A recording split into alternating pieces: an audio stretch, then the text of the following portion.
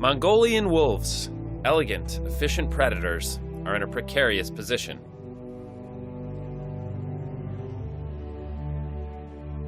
This wolf is struggling to provide for her pair of 5-week-old pups, having already lost one pup to starvation.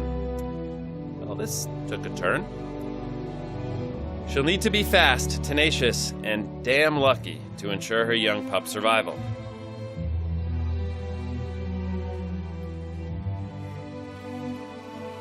These lands used to abound with large prey species. Mongolian gazelles, red deer, and wild horses were common, but have since been replaced by livestock and their boring human shepherds.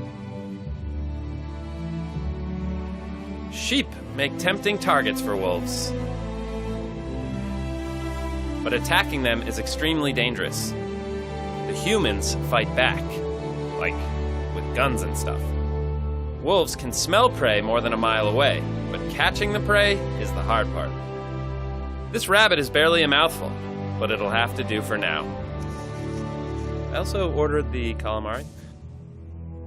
The odds are stacked against them, but she'll continue to risk her life to put food on the table, or rock, or the ground. Enjoy that snack, buddy.